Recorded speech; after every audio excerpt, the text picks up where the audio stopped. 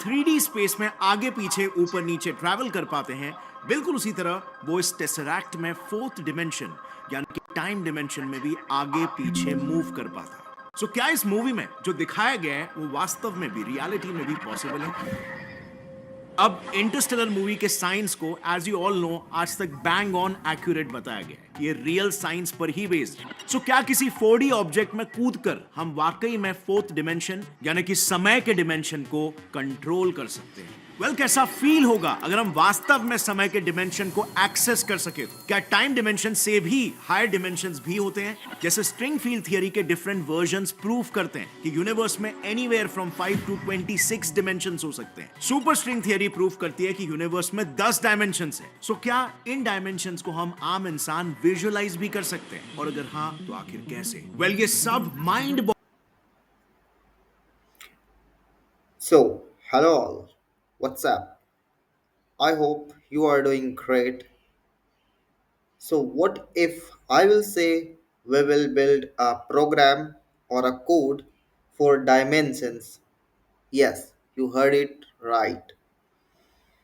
आज के इस वीडियो में हम सी लैंग्वेज के हेल्प से किसी भी पॉइंट को 2D में यानी कि 2 डायमेंशन में फाइंड आउट करेंगे। स्टार्ट करते हैं अपने क्वेश्चन के तो साथ। ये रहा हमारा क्वेश्चन जो कि है एक्सेप्ट अ पॉइंट सॉरी, मैं पूरा क्वेश्चन रीड नहीं करने वाला। हाँ, आप रीड कर सकते हो बट मैं क्वेश्चन को समझाता हूँ ब्रीफ में। क्वेश्चन ये है कि हमें कोई सा भी दो पॉइंट्स लेने हैं P एंड Q जो कि 2D स्पेस में एग्जिस्ट करेंगे। तो आप यहाँ पे देख सकते हो, ये फर्स्ट क्वाड्रेंट है, ये सेकंड क्वाड्रेंट है, ये थर्ड क्वाड्रेंट है, ये फोर्थ क्वाड्रेंट है।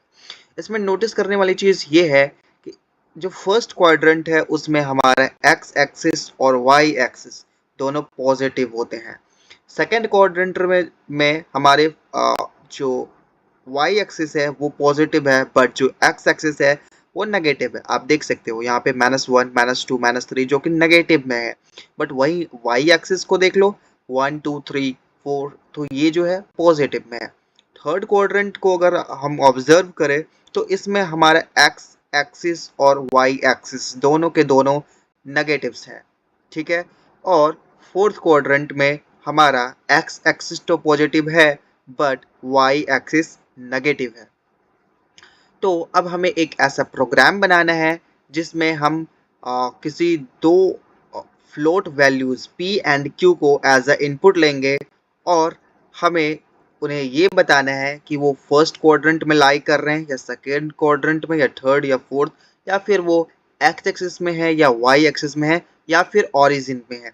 अच्छा, एक्स एक्सिस में वो कब होंगे? तब जब अगर y एक्सिस 0 है और x एक्सिस के कुछ वैल्यूज़ हैं तो वो पॉइंट x एक्सिस पे लाई करेगी। y एक्सिस पे कब लाई करेगी? जब x एक्सिस 0 है और y के कुछ वैल्यूज़ हैं तो वो y एक्सिस पे लाई करेगी। बट ऑरिजिन पे if x and y both will be 0, अगर x एक्सिस और y एक्सिस दोनों 0 हो जाते हैं तो वो ऑरिजिन पे लाई करेगी, ठीक है। फर्स्ट क्वाड्रेंट के लिए क्या होना चाहिए? आप फिगर में देख सकते हो कि एक्स एक्सिस और वाई एक्सिस दोनों पॉजिटिव होना चाहिए। सेकेंड के लिए X negative Y positive. Third के लिए एक्स एक्सिस वाई एक्सिस दोनों नेगेटिव होने चाहिए। एंड फोर्थ के लिए एक्स तो पॉजिटिव होना चाहिए बट वाई नेगेटिव होना चाहिए। तो हम स्टार्ट करते हैं कोड लिखना। सबसे पहला अपना जो आएगा वो है include studio.h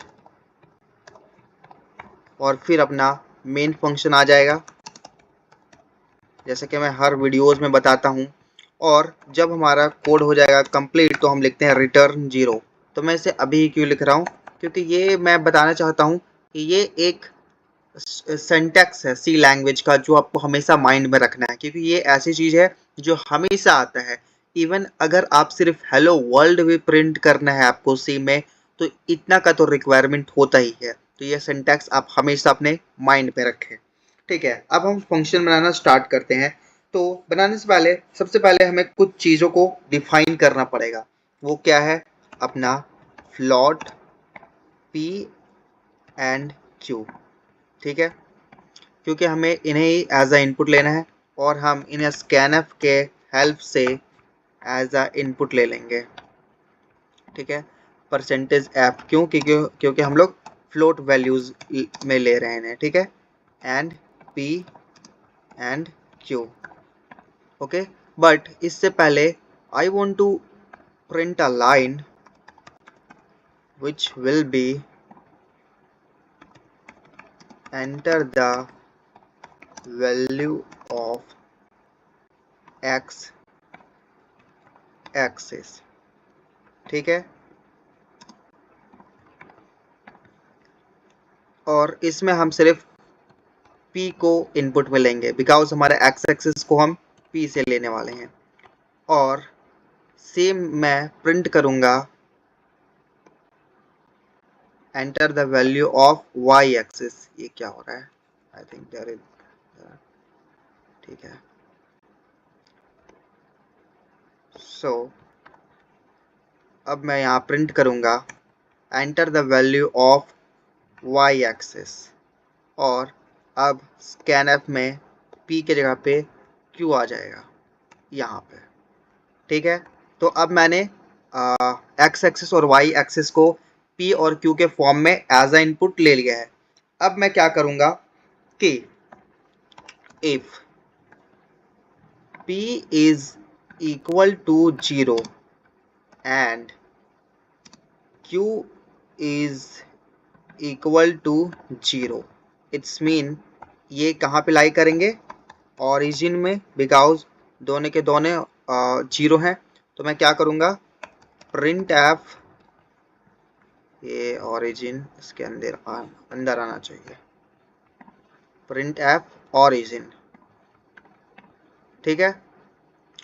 अगर ये होता है तो ठीक है, एल्स इफ हमारा अगर p is greater than 0 and q is greater than 0, अगर दोनों के दोनों पॉजिटिव हैं तो मैं क्या प्रिंट करवाऊंगा फिर, प्रिंट एफ फर्स्ट, क्योंकि वो फर्स्ट क्वाड्रेंट में है, ठीक है। एल्स इफ अब क्या कंडीशन आएगा कि p is less than 0 and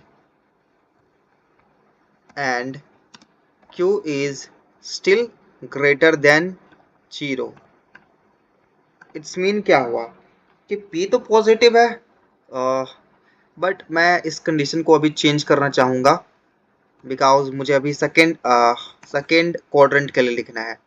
so हमारा p तो नेगेटिव है, बट हमारा एल्स यहाँ पे इफ मैंने छोड़ दिया, एल्स इफ, हाँ, बट हमारा सॉरी p तो नेगेटिव है बट q अभी भी पॉजिटिव है, it's mean x axis negative है और y एक्सिस जो है वो पॉजिटिव है, इट्स मीन हम क्या प्रिंट करेंगे, सेकेंड क्वाड्रेंट। और अगर ये नहीं होता है, else if p is less than 0 and q is also less than 0, यानी कि दोनों के दोनों नेगेटिव हो जाते हैं, तो मैं क्या प्रिंट करूंगा, मैं प्रिंट करूंगा थर्ड, क्योंकि ये थर्ड क्वाड्रेंट में है। एल्स इफ, तो अब हमारे पास अब एक ही कंडीशन बचा जो कि है अगर हमारा p it's mean x axis negative है यानी कि लेस देन 0 है एंड q सॉरी ये पॉजिटिव होगा, इज ग्रेटर देन 0 एंड हमारा जो q यानी कि जो y एक्सिस है वो लेस देन 0 है, इट्स मीन ये होगा हमारा फोर्थ क्वाड्रेंट।